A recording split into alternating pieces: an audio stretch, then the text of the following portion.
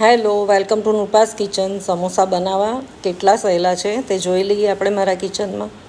જેને માટે મેં 1 ચમચી વલિયારી, 1 ચમચી જીરું અને 1 ચમચી સૂકા ધાણાને ખલદસ્તામાં કચરા વાટી લીધા છે. વાટ્યા બાદ એક પેન આપણે મૂકીશું ગેસ પર, તેમાં તેલ ઉમેરી અને આ કચરો મસાલો તેમાં ઉમેરી દઈશું.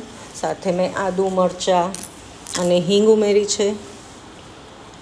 આ બધું સાંતળી લઈશું આપણે. હવે કોરા મસાલામાં સ્વાદ મુજબ મીઠું, હળદર, લાલ મરચું, ધાણા જીરું, ગરમ મસાલો અને છેલ્લે 1 ચમચી આમચૂર ઉમેર્યું છે. આ બધું સરખું સાંતળી લઈશું આપણે. હવે સાંતળી ગયા બાદ તેમાં મેં 2 બાફી અને કટકા કરેલા બટાકા ઉમેર્યા છે અને 1 કપ ફ્રેશ લીલા વટાણા ઉમેર્યા છે, જેને મેં બાફી લીધા હતા. તમે ઈચ્છો તો ફ્રોઝન પણ ઉમેરી શકો છો, પણ અત્યારે સિઝન આવી રહી છે તો મેં ફ્રેશ ઉમેર્યા છે. છેલ્લે તાજી સમારેલી કોથમીર ઉમેરી અને આ સ્ટફિંગને આપણે ગેસ પરથી ઉતારી લઈશું.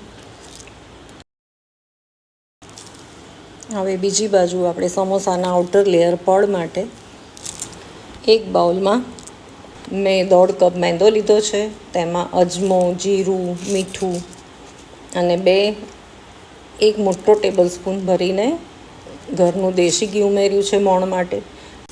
સમોસાના પડ આઉટર લેયરને ક્રિસ્પી અને ફરસું બનાવવા માટે મુઠ્ઠી પડતું મોણ જરૂરી છે.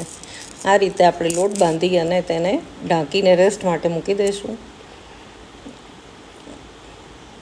હવે 10થી 15 મિનિટ બાદ આપણે એ જ લોટને મસળી અને તેમાંથી એક લુઓ લઈ અને આવી રીતે મોટી પૂરી વણી લઈશું.